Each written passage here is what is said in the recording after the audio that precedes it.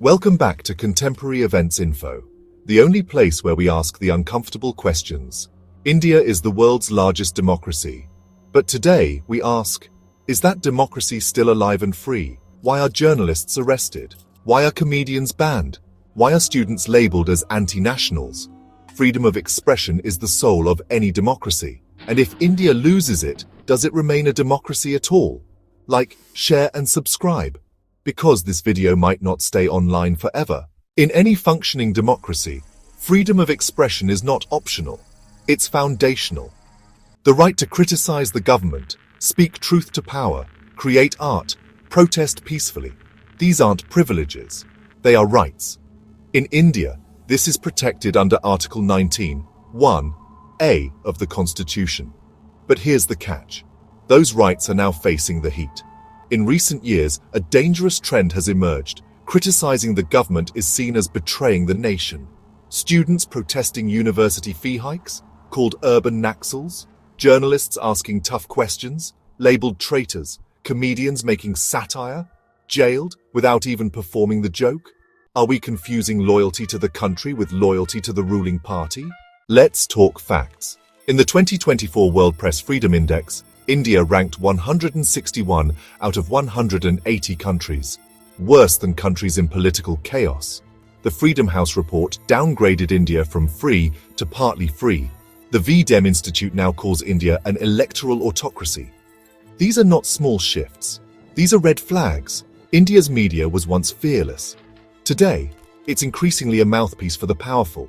TV debates are no longer discussions. They are orchestrated shouting matches.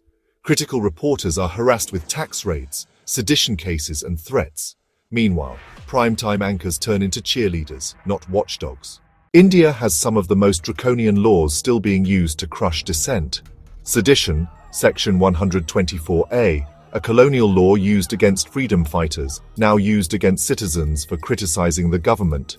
UAPA, Unlawful Activities Prevention Act, intended for terrorists, now applied to students, activists, poets. These laws are often used to jail first, prove later, and bail becomes the punishment. In a digital India, the internet should be the new frontier of free expression. Instead, it's turning into a surveillance state. Twitter accounts suspended, YouTube videos removed, dissenting voices shadow banned. Platforms are pressured to follow orders or face legal action. And the result? A sanitized, censored internet. But what's worse than censorship? Self-censorship. When artists stop painting, writers stop writing, comedians stop joking, because they're afraid of jail, threats, or violence.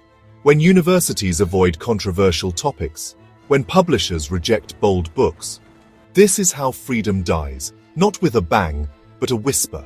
This is not about one party or one leader.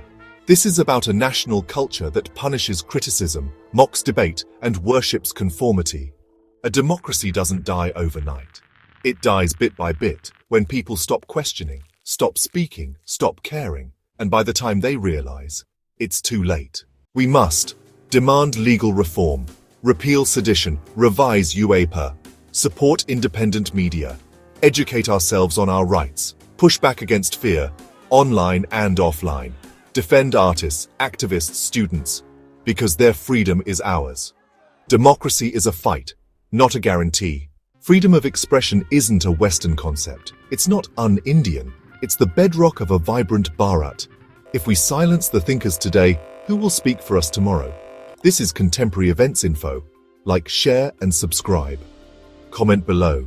Do you think India's democracy is under threat? Let's start the debate before we lose the right to have one.